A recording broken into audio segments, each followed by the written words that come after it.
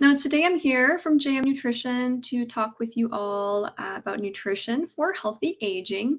I do want to start our presentation today with a quick disclaimer that the information contained in the presentation is of a general nature. It's not intended to treat, diagnose, or give any specific medical advice.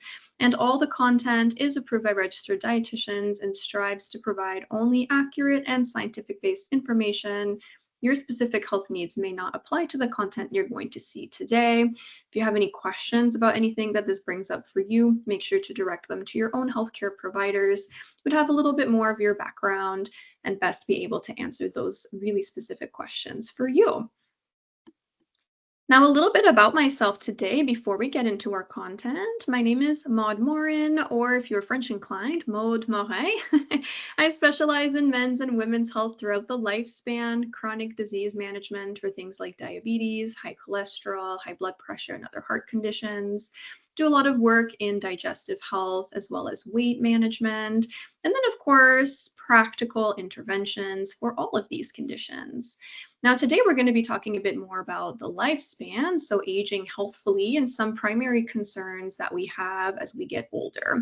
So there's a few things we're going to be looking at here today. We're going to be looking at our essential nutrients that help to protect our body in promoting healthy aging.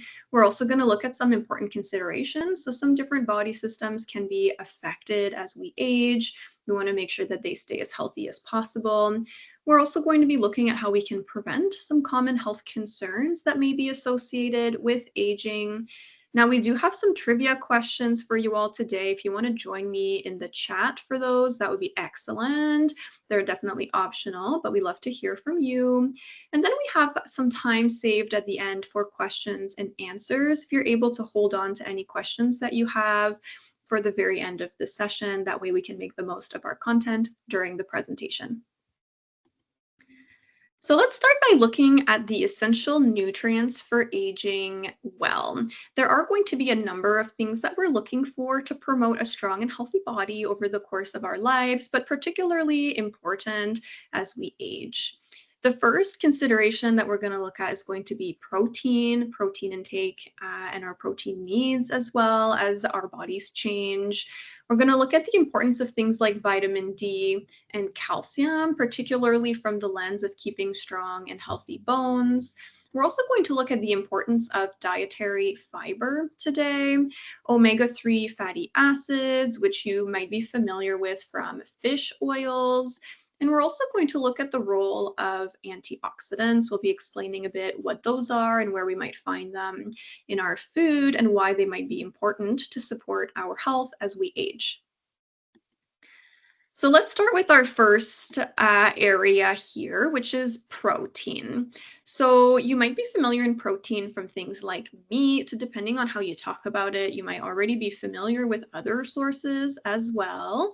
Now, protein is really important generally throughout our life for maintaining the health of our muscles, but it becomes particularly important as we age. Unfortunately, we start to lose lean muscle mass unless we work to repair it in the gym or by putting our body under heavy labor or things like that. We start to lose around 1% of our muscle mass per year starting at age 30. So it starts a lot sooner than most people realize. It does tend to accelerate over time, or we feel like it does, maybe because we're less mobile, we're sitting a bit more, perhaps we lose some of our strength. But we definitely need to start thinking about preventing muscle breakdown, probably a little bit earlier than we would have thought. Now, protein is important because it's also an essential building block for other bodily functions. We use protein to help build new cells in other parts of our body too, like tissues for our organ systems, not only for our muscles. They definitely have a lot of benefits for that reason. And it can help us to prevent injuries from falls by keeping your body strong. So things like falls can actually be quite a high hospitalization risk, and we definitely want to be careful with that. Staying mobile, maintaining our balance, and staying active is something that eating enough protein in your diet can help you to do for a lot longer. Now, there's going to be a lot of ways that we can incorporate protein into our diet. Animal proteins like meat are one example that I think many people are familiar with, but there's also a lot of plant options that can help us to incorporate a bit more protein into our routine. So on our next slide here, we're going to look at the two categories of animal and plant-based sources of protein. And I think some of these are going to be fairly obvious. In the animal category in particular, if you are a meat eater, you're going to be very familiar with the protein in chicken, fish, beef, eggs, dairy products as well, like Greek yogurt, cheese, and even two dairy-based protein powder supplements like whey protein powder. In our plant-based category, I think a lot of people are familiar with tofu as being a source of protein. We also have soybeans or immature soybeans like edamame potentially. Nuts and seeds are also a source of plant-based protein. They help to add dietary fat and fiber to our diet as well, but they also help us to meet our protein needs. Tempeh is another form of soy product, a fermented soybean, plant-based meats. And kind of missing from this list here would be things like beans, lentils, and green peas that can actually help to support your protein intake each day. Now, again, it's really important to meet our recommended protein intake each day, again, to keep your body really strong and make sure that we're rebuilding muscle tissues, especially if we are staying active. It can be really, really helpful to make sure that we're including a variety of these foods into our diet. Now, with that said, I'd love to hear from you, if you're willing, in our chat box there. Do you have any favorite ways to incorporate any of these protein foods into your diet? We have one person here with smoothies. We can add protein with a plant-based or an animal-based protein powder. Do we have any other takers for me here in the chat box? Any other ways that we enjoy getting our protein in our day? There's a lot of different ways, of course, that we can incorporate protein. Something like Greek yogurt. Yeah, perfect. Greek yogurt there for breakfast, maybe with some berries and some nuts to add a bit of that plant-based. Adding nuts to a salad, that's a great option. I also like to add like chickpeas and other beans to salad. It helps to make them more filling and satisfying, which is super helpful.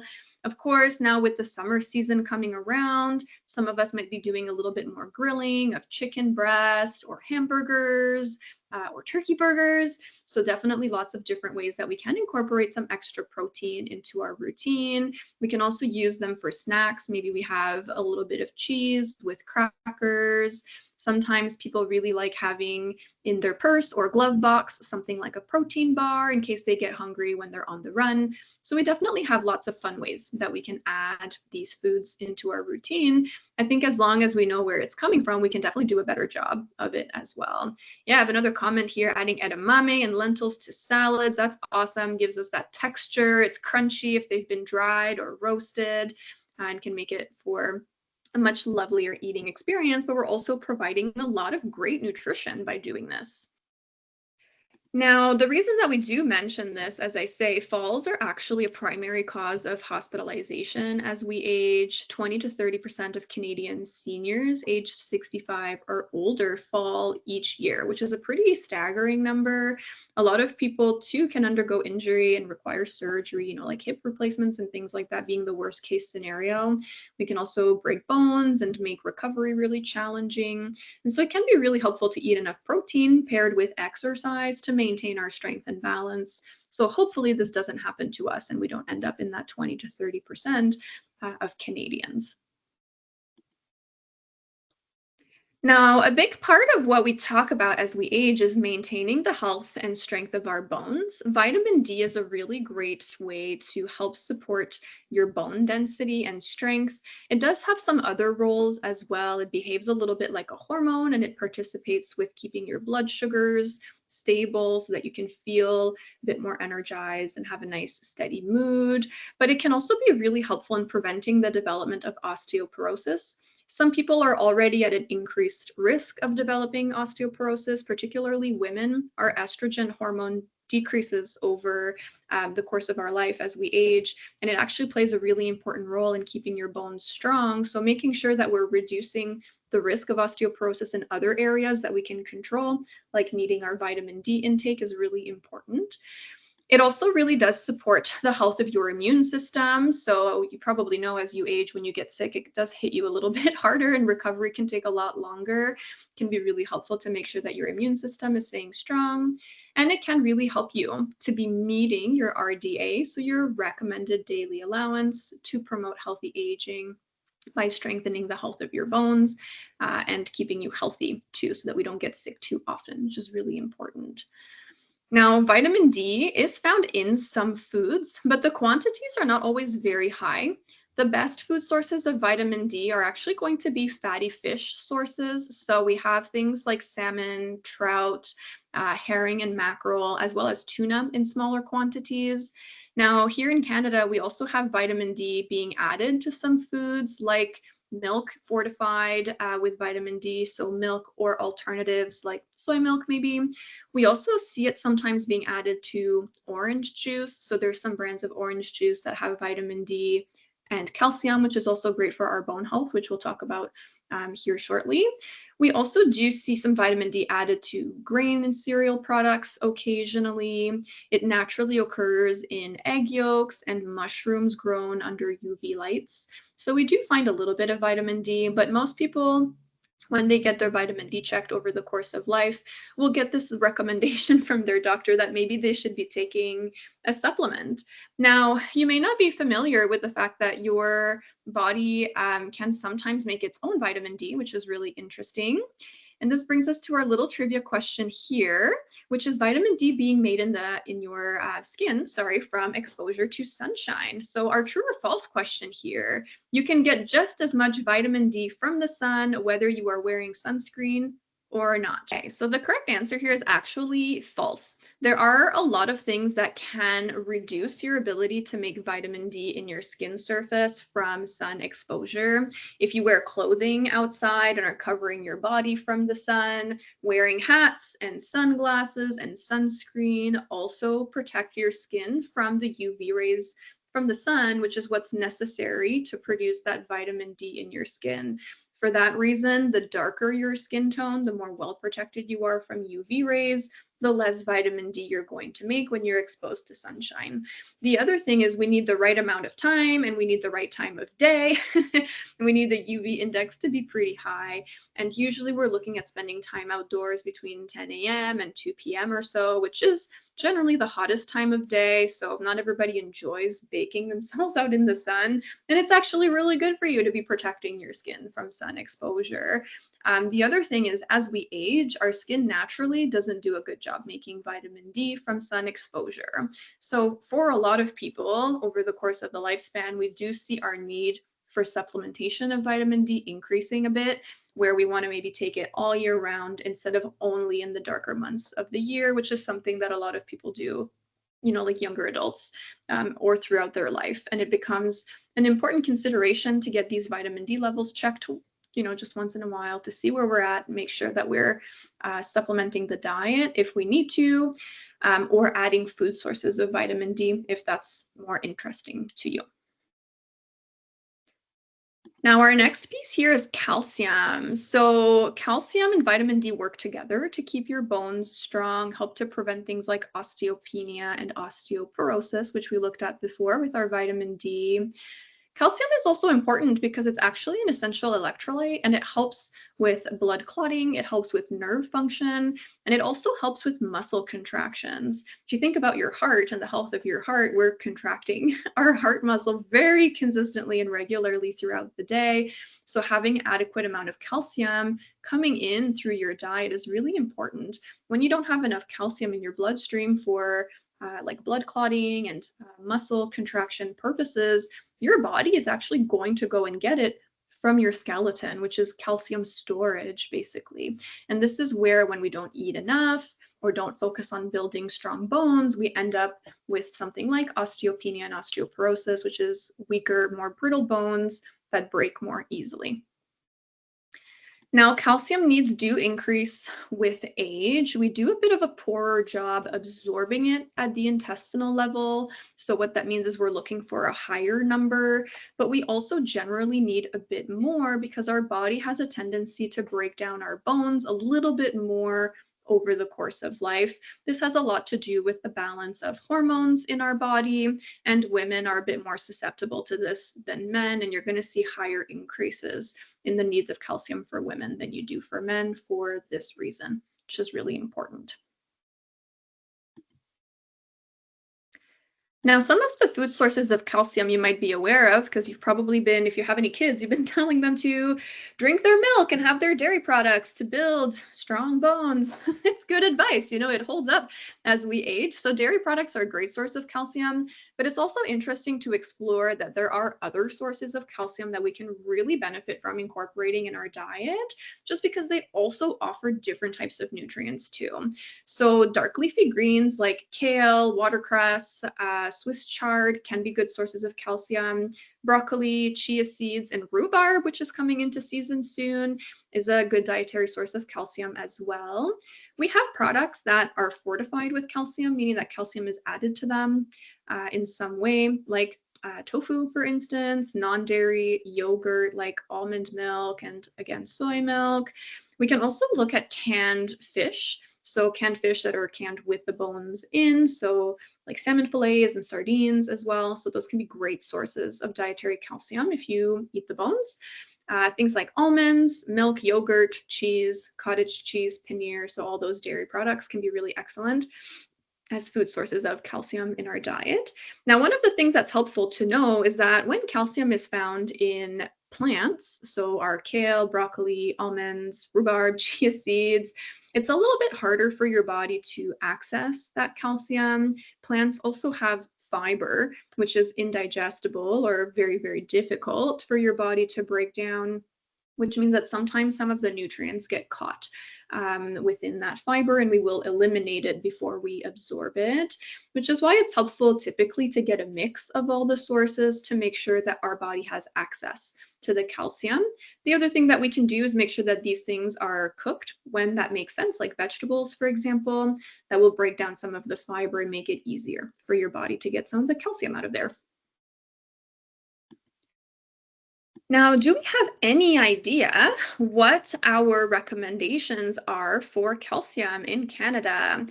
I will give you a few options here on the screen for this multiple choice question. We have answers ranging from 1,000 milligrams all the way to 2,000 milligrams. What do you think the need for calcium is for older adults? Perfect. So the actual correct answer here for older adults, we're looking to increase our calcium intake to around 1,200 milligrams per day, ideally through the diet, but some people do use supplements to make sure that they're meeting their needs. Maybe we have reasons that we can't eat some of the higher sources of calcium in our diet because a lot of it comes from dairy. If we have lactose intolerance or something, maybe we just don't handle those products very well.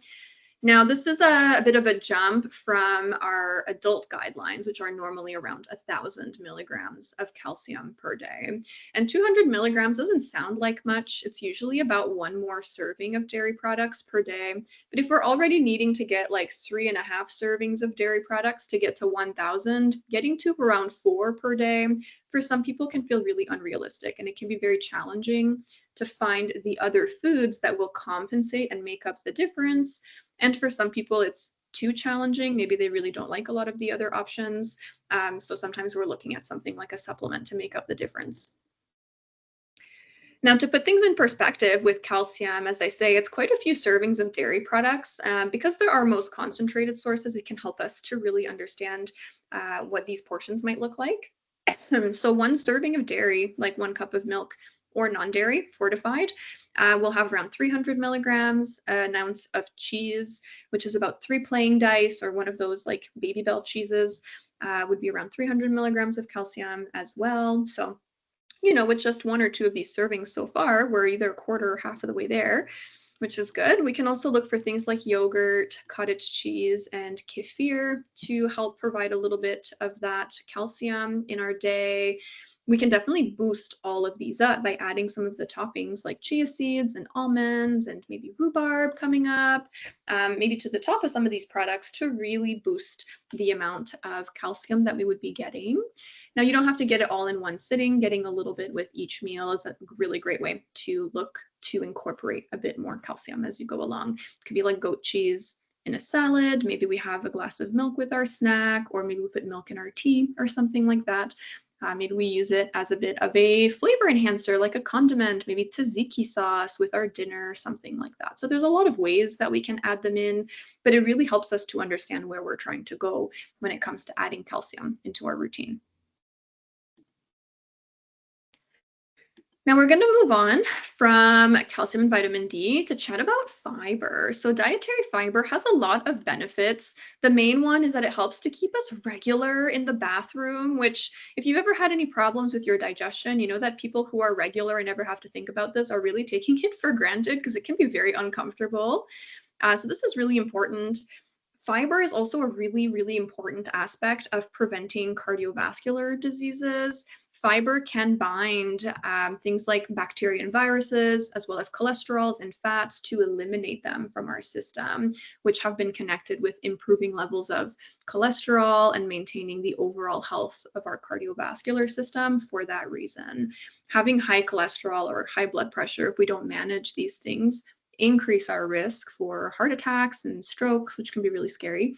So it's definitely helpful to make sure that our diet reflects our goals and our priorities in keeping our heart health top of mind. We're going to look at two different types of dietary fiber today, soluble and insoluble fiber. Most foods contain a little bit of both in different proportions, and they do have different jobs that they do for us. So the first thing we're going to look at here is soluble fiber.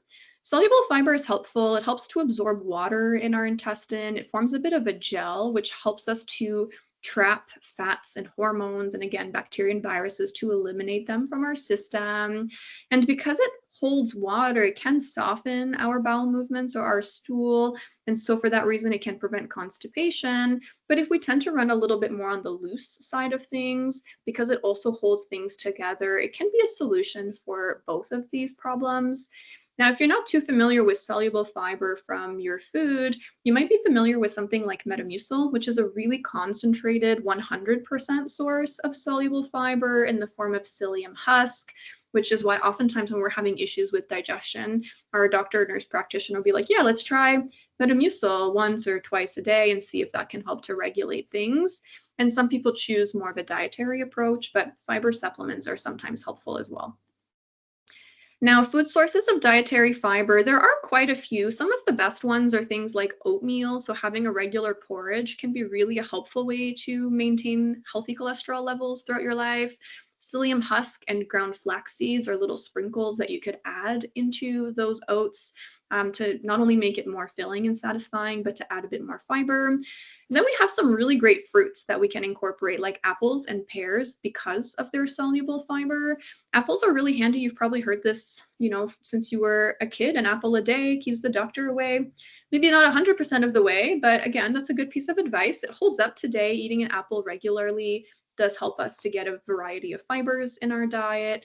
Can be a really nice addition to keep your digestive system regular. Now, on the other side, we have insoluble fiber. Insoluble fiber is a bit different. It's the one that's mostly indigestible. This is the one that you might be familiar with as bran, or some people call this roughage in their diet. So like raw leafy greens and popcorn and like the skins of things that our body really has a difficult time breaking down. A great example is corn kernels. And we know that our body has a hard time breaking those down. It does though form the bulk of our bowel movements, which allows us to go to the bathroom more regularly. when we don't eat enough insoluble fiber, we do tend to be a little bit on the more constipated side. So this can be a nice option to look at if that's something that you're dealing with. Now, the thing about these fibers is they can also ferment in our intestine. What this means is that your gut bacteria are kind of eating them or breaking them down, which means normally they're going to produce a bit of gas. So sometimes eating a really high fiber diet or eating more fiber than you're used to too suddenly can actually cause quite a lot of bloating. So we definitely want to be careful in adding fiber. We just want to go slowly and add one serving or so every day or every other day until we get a bit more fiber. We don't want to get too excited about adding this in. But this fermentation is really important. It actually helps your body to extract specific vitamins that we don't usually absorb in other parts of digestion. One example of this is vitamin K, which helps us with blood clotting so that we don't hemorrhage, which is really important, especially as people do experience changes in their, like blood consistency. As we age, we might be more likely to have difficulty with blood clotting. Now, some sources of insoluble fiber, which is nice to see. We're seeing some things that we've seen before, like nuts and seeds, beans. We also have green beans, potatoes, especially if we eat the skin. So this time of year, those like mini potatoes, new potatoes are really great. They have those nice soft skins that we can eat to get that fiber.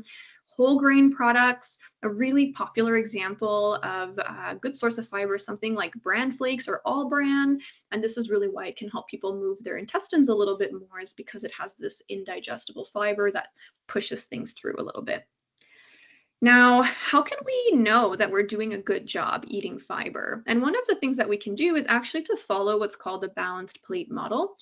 This is what I have here on our next screen. You may have seen this around. This is basically a reiteration of the new version of the Canada's Food Guide. And what you're going to see here is a lot of opportunity to incorporate fiber in your routine. So through half a plate of vegetables, if you struggle with raw vegetables, we can do a mix of raw and cooked vegetables. This can be really helpful in making sure that we're getting a decent amount of fiber. You might even challenge yourself to have 2 types of vegetables per meal just to get different types of vitamins and minerals in your routine. Protein, we already talked about some animal versus plant-based options. The animal-based options, like your meats, for example, and fish, won't have those dietary sources of fiber. But if you're incorporating plant versions of protein, like the beans, lentils, tofu, and edamame products that we talked about, those will actually help to add fiber into your diet. Beans and lentils are actually really high in fiber, and we generally, if they're well tolerated in our gut, probably should be aiming to have them a few times a week for the benefits that they offer us. Our whole grains and starchy foods are also a great area for us to get some fiber, adding things like quinoa, wild rice. We saw barley on a previous screen. Potatoes and sweet potatoes are all really helpful. And then when it comes to dietary fats, which is what you're seeing there off to the side, we definitely have some fat sources that don't add fiber, like olive oil, even though it does have other benefits. But we can add fiber from our fats through things like avocado and nuts and seeds on our salad, which we had some people saying earlier that that's a way that they like to add some extra protein into their meals. Now, do we have any idea what the adult recommendations are for dietary fiber per day? So again, we're going to come to you here with a few multiple choice options. Any guesses for me here in the chat for the recommendations around fiber that we should be getting daily? Okay, so you guys who said D, you were right on the money. That's the correct answer here. Now, there's definitely quite a range between 21 and 38 grams. We definitely want a mix of fibers as well. So usually the recommendation is around 10 grams of soluble fiber per day. It's not something that you're going to see on your food labels or anything, so it's a little bit hard to keep track. But I think as long as you're getting a mix of grains, fruits, vegetables, beans, raw and cooked throughout your day, you're going to be getting a good balance and a good mix of those types of fiber. Now, the thing about grams of fiber that we can tolerate, again, this really depends on our digestive health and function over time. Some people can tolerate quite a lot, 30 to 38 or 30 to 40 grams of fiber their whole lives. And for some people, that becomes really uncomfortable, over time. So we definitely need to personalize those recommendations and adjust based on what our digestive system is telling us that it can tolerate. And if those amounts are really low, sometimes it just takes a little bit of time and effort to rebuild to a higher amount of fiber per day. Now, our next group here is omega-3 fatty acids. I said earlier that you might be familiar with this term from fish oil. These are very interesting fat. They're an essential dietary fat, meaning that we do have to eat it. Your body can't make it on its own from other types of fats that you eat. It can be really helpful in the prevention of chronic disease. It's been tied to helping keep a healthy brain, so improved like memory and focus and ability to think quickly over time. It's also been connected in preventing things like dementia and Alzheimer's, which are two age-related conditions that are very common. And we also really benefit from it in cardiovascular health prevention as well, because it helps to fight inflammation in your bloodstream, so in your arteries and veins, to keep your heart healthy over time. And it's particularly handy again here for those more brain related conditions. The key to the omega-3 fatty acids is that we should be consistent with them from a pretty early age, ideally throughout the lifespan. So if it's something that you've never heard of before, that's okay. It's never too late to start and reap the benefits today going forward and incorporating more food sources of omega-3s into your diet. Now, there are quite a few sources of omega-3s in our diet. We have plant-based versions called ALA. You're going to see quite a list there. And then you're going to see the two sources that you might be more familiar with, like DHA and EPA. You might not know them by those specific terms, but our DHA and EPA is where we get that recommendation to eat fatty fishes a few times per week. Like fish and seafood can be good sources of these. Whereas our plant-based versions, we do find in things like flax seeds, chia seeds, and walnuts, as well as edamame and other types of beans. And then we do find a bit in our oysters as well. So incorporating a little bit from all of these areas can be really helpful. If you never eat fish or seafood, whether it's for allergy or preference, definitely helpful to consider supplementation potentially, having a chat with your healthcare provider, making sure that it's a good fit for you.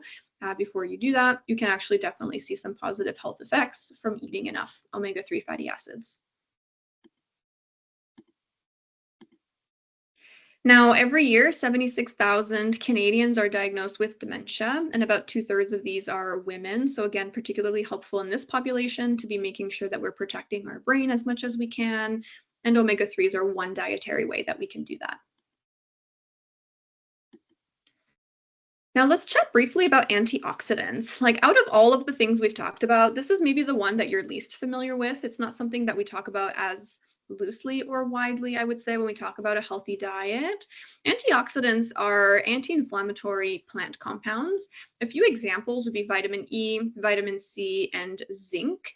Their primary roles are to support your immune system and to prevent cellular breakdown. And because of that, it helps to prevent things like cancer, heart disease, macular degeneration. So that's eye health. And it can be really helpful to prioritize getting these in your diet. Now we'll look at a few of them, but we're going to start by looking at zinc first. Do we have any ideas where we might find zinc in our diet? So A and C, they would generally both have a bit of zinc, but they're not the richest source of zinc. We actually did have one person here. Correct answer is oysters. 2 to 3 oysters alone will have around 300% of your daily need for zinc. So we don't necessarily need to be eating that many of them. We definitely want to moderate ourselves when we go for oysters and not have huge amounts for this reason.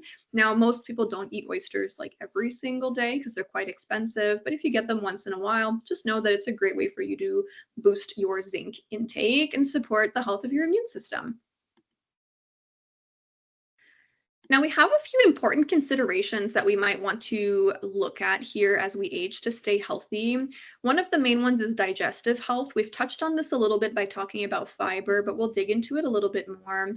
Another common issue that we see is people are just not as hungry as maybe they used to be. They can struggle to eat enough, which leads to problems like having low energy in the course of a day, which means that then we're moving less, so we're less hungry, and then we have lower energy, and it can be a bit of a vicious cycle. And for many people, the best place to start making changes is in the diet. It's a little bit easier than making yourself move when you don't feel up to it.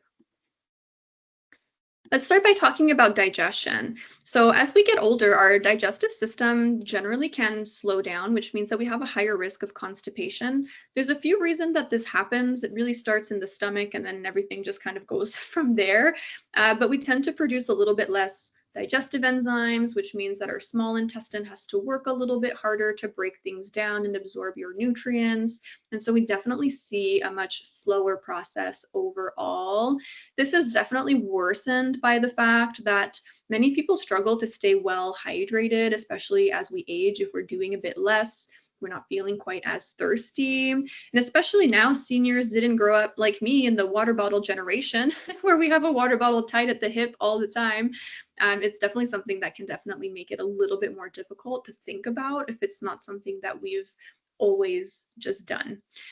The other thing is managing fiber as a result of constipation. So adding fiber, but maybe not adding enough water. We again have a vicious cycle where we can become more constipated. So it can be a little bit tricky to manage these things on our own if we're not quite sure what we're doing. But with this said, we definitely need to focus on adding both water or fluids for hydration and fiber in the routine if our digestive system feels a little bit slow. The other thing is knowing the benefits of exercise too. So the more you can move your abdomen, so even going for short walks, we're moving our legs, we're contracting those muscles in the abdominal wall, which helps to stimulate the movement of food and fluid through your gut. It really helps to stay a little bit more regular in the bathroom for that reason. So what we would be looking for here is making sure that we are meeting our fluid needs. Now, this is an estimate of total fluids per day for men and women that you're seeing here on the screen, but this estimate also includes around 20% fluid coming from foods that we eat, like fruits and vegetables, for example, that have a bit of water in them, which means for the most part, we're probably looking to have 2.5 to 3 liters of water for men, maybe 2 to 2.5 liters of water for women. But this really depends on your body size and how active you are and how much you are using in the course of the day when it's hot. Like maybe you're sweating more. Some people sweat more heavily than others. So there's definitely a number of factors to consider. This is kind of a general guideline. The other thing is it can include other types of beverages too. If you want to focus on your calcium, we can add milk or almond milk or something like that. And then we can definitely use things like 1 cup of coffee or tea before it starts causing too much stimulus and we go to the bathroom maybe too often from the caffeine. So the first 1, maybe 2, if you're having tea, can definitely count toward your fluid intake for the day.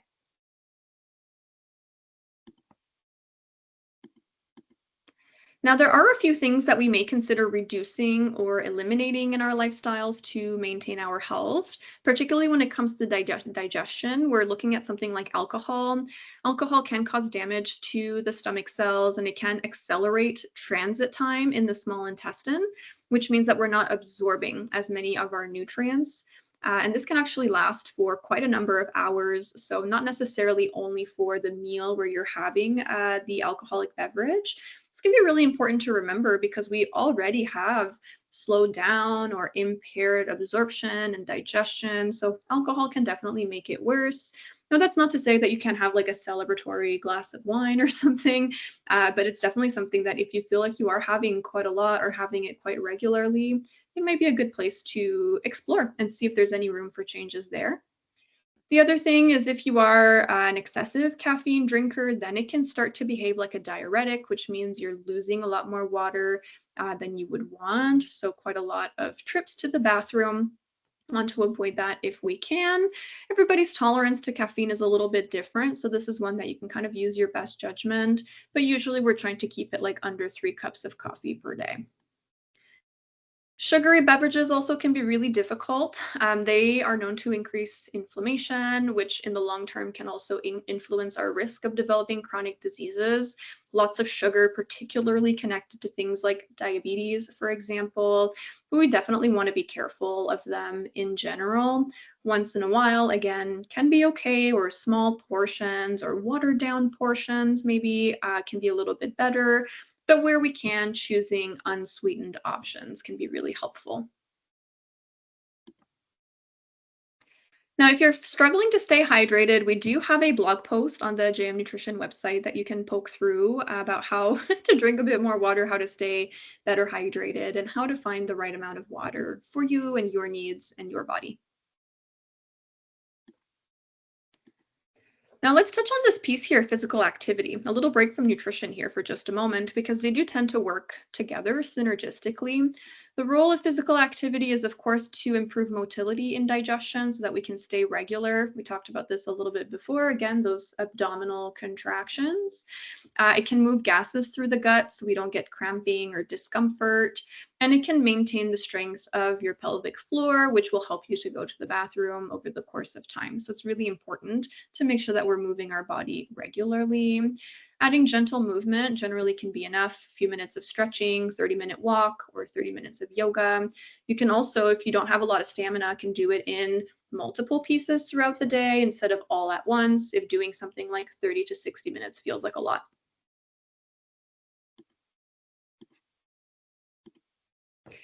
Now, this is one issue that we see a lot in long-term care homes. So if you or anyone you know is in a long-term care home, the reason for this is that people just generally don't move very much. So we definitely see a lot more problems with digestive health and constipation. There's also this aspect too. There's quite a few medications that we could be taking that may cause constipation, can make it a little bit difficult again to target with only our diet.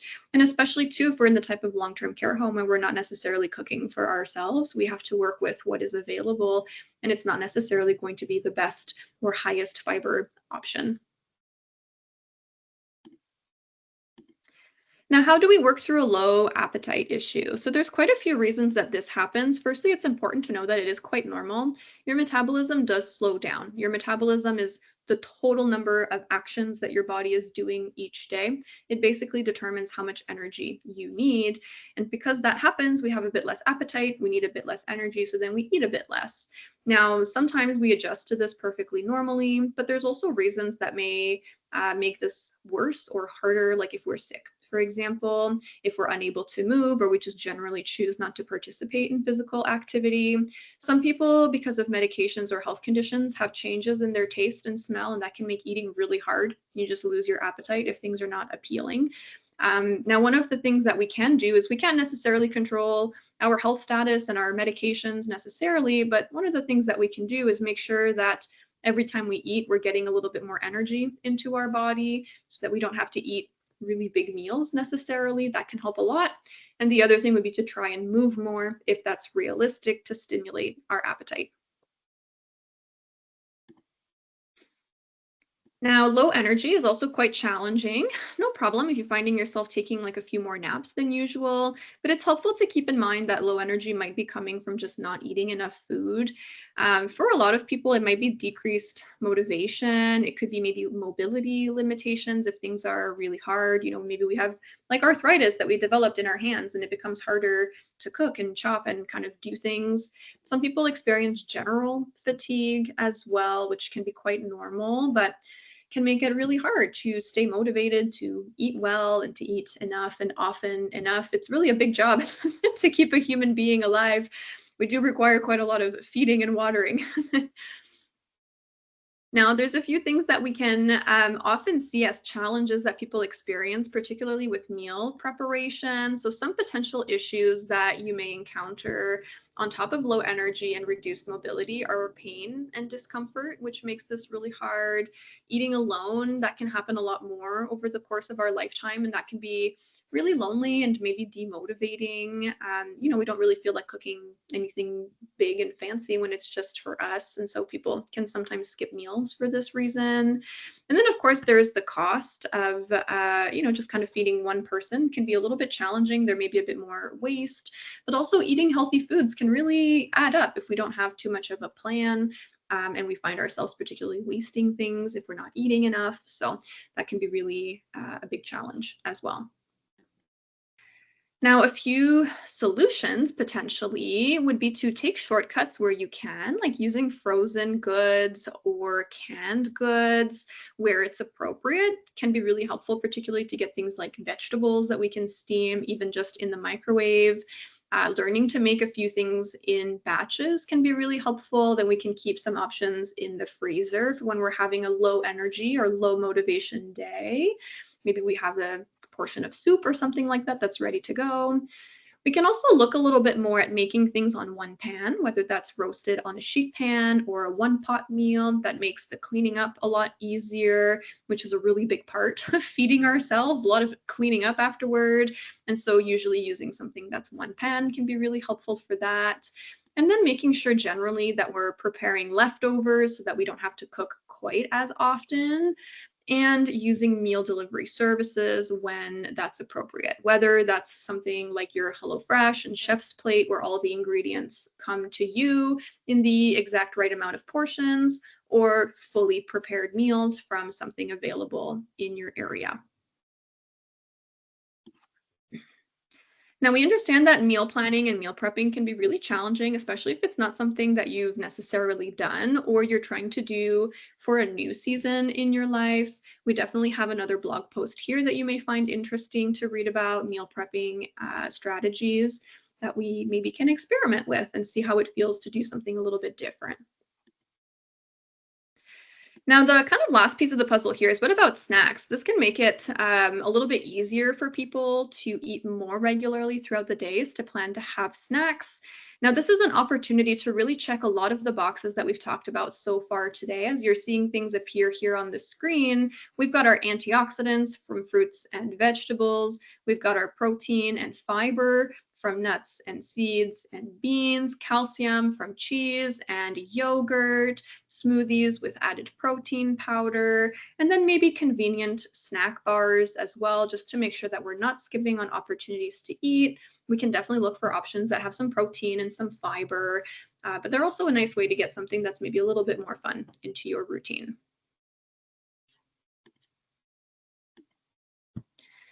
Now, as we go to wrap things up here, it's really important to keep in mind that per a recent survey, 34%, so more than 4 million Canadian seniors, are actually on the verge of malnutrition. There's quite a lot of reasons for this to be happening, but a lot of it is just reduced like motivation and energy to prepare food, or reduced likelihood to prepare food for just one or two people.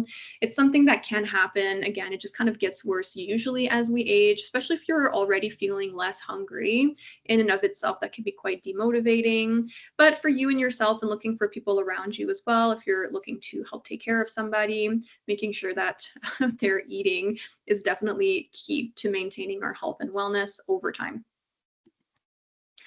Now, in the end, we've talked about quite a lot of things today. Healthy aging involves quite a lot of things that are also not part of diet and nutrition, like, seeing people and being social and having activities that we enjoy, for example. But it also involves maintaining healthy digestive function so we can stay regular and comfortable, a balanced diet to make sure we're meeting our nutritional needs, regular physical activity for both of those reasons, to stay strong, trying to prevent falls, maintain your quality of life for as long as possible, and then staying hydrated, both for, again, digestive purposes, but staying well hydrated also contributes to appropriate levels of energy over the course of the day. There's quite a number of actionable steps that we've talked through today. I do want to remind you that you don't have to do the whole kit and caboodle all at one time. You can pick one thing to start focusing on, do that for a few days, a few weeks, and then from there you have a chance to add something else and to make other gentle changes as you go along, because maintaining your health is really important. We really only get one shot at it. We just do the best that we can. Now, with that, I do want to turn it all over to you in our chat for our question and answer portion of the presentation. If there's anything that I can answer about the content from today, I'd be more than happy to do that for you all. Do I have any tips for people who don't cook or are no longer able to cook? Yes, for sure. So we touched a little bit on meal delivery services. I think depending on where you are, there are some different programs available if you're not able to cook, to get at least like one meal a day delivered, one or two. That can be really helpful when we're no longer cooking. The other thing is, I think that can be a little bit variable depending on what that means, like cooking at all, or can we maybe rely on things that we can reheat, for example. So there's actually quite a lot of cool things that we can do in a microwave. We can make quite a balanced meal, really, in a microwave, and using things that are maybe prepared and ready to go. So, for example, we can buy something like a rotisserie chicken, have that with some frozen green beans or broccoli. We can also steam potentially a potato in the microwave, and all of a sudden we have all of our food groups on our plate. There are a lot of assembly style meals that we can rely on as well. Can do kind of a mix of things that are prepared versus things that we could assemble. So, for instance, things like canned or like boxed or jarred soups can be really helpful. But if they're missing protein or fiber, we can add things like drained beans. We can add some frozen vegetables before reheating. So we can add a little bit of balance to things at the store. The biggest challenge with that is really creativity, because it really is quite hard to come up with these meals if you've never had to do it before, or if you're not really sure like what you're looking for in terms of creating good nutritional balance. Is there a superfood that we should eat every day? I mean, it's kind of like a marketing tactic, I would say. There's definitely some things that we try to eat more regularly for their long-term health benefits. A lot of the things that we touched on today would be great things to add to our list of things to eat regularly. I would definitely recommend something maybe like berries. They can be quite anti-inflammatory. Blueberries in particular have been connected with improving just kind of like by decreasing the rate of things like Alzheimer's and dementia. So, keeping our mind nice and lively can be really helpful. Dark leafy greens. You've probably heard eat your greens like your whole life. Again, that's good advice. It holds up. And we kind of talked about how things like kale and broccoli might be sources of calcium as well to protect you as you age. The other thing you may consider eating more regularly would be nuts and seeds. They do help to protect you from high cholesterol levels, keeping your cholesterol levels healthy. Fatty fishes, if you enjoy them, we can have those not daily necessarily, but a few times per week. It really takes more than just one food. Like the same way one food cannot break your health, one food alone is not going to make your health, but there's definitely some room to incorporate things that do pack a bit of a punch and that we saw in quite a few of our areas today. Do I have any must for people who want to start working out for muscle recovery? Good things to add to our diet to get in shape? That's a great question. The most important thing is that by the end of the day, you've eaten enough protein. Now, as we age, it can be harder to build muscles. It could be worthwhile to discuss with your healthcare providers something that can help you make this a bit easier. So adding something like a creatine supplement, for example, can make muscle tissue building much easier. The other things you might want to consider is that meal timing is important throughout the day. We want to be getting protein ideally with each meal and snack so that we have this constant delivery of materials for your muscles to be rebuilding themselves throughout the day. When it comes to like muscle recovery, any snack that is a rich protein source is fine. I know a lot of people have a tendency to want to have a protein shake, which is great because it's very convenient. And if it's something that you like, you can definitely make that part of your routine. But if you exercise and then it's lunch or dinner, you can definitely just have your chicken, vegetables, and grains, and that will be more than appropriate as a pre-exercise or post-exercise recovery meal too. It's got everything that you need. Okay, what about hummus and potato skins? Not giving me too much context there. Are you asking me whether we should add them, whether they're good sources of fiber? Maybe we can expand on that question just a little bit so I can help you. Okay, so we're looking for sources of fiber. They would both be great sources of fiber. So hummus being made from chickpeas, excellent source of fiber. Oftentimes we also have added tahini or sesame seed butter in hummus. So that's covering a few more of our bases as well. It's actually a good source of zinc, which we touched on today. So I think hummus is great. Nice way to add a balance to something like vegetable sticks, maybe as a snack. You can also use it as a condiment in a sandwich or a wrap. Now, potato skins is more so like potatoes with their skins on when we can. Helps us to maintain a bit of fiber. It's a bit different than if you're having something like mashed potatoes. It does help to support blood sugar regulation, and fullness. Now, not all potato skins are going to be delicious. Some of them are a little bit tough. And in those cases, it's completely fine to remove the potato skin, but it can be helpful to have, like the smaller mini potatoes or red potatoes, or even just the yellow potatoes with those finer skins where you might be able to actually eat the skin because that's where most of the fiber is going to be in your potatoes. Okay, thanks. Yeah, great. You're welcome. Perfect. So if there's no other questions today, I guess we will call this a wrap for our session on healthy aging.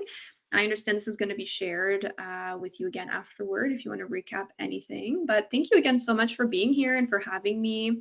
Happy we got to have this conversation, and hopefully you've all picked up one or two things that you might be able to start working on or implementing in your daily routine.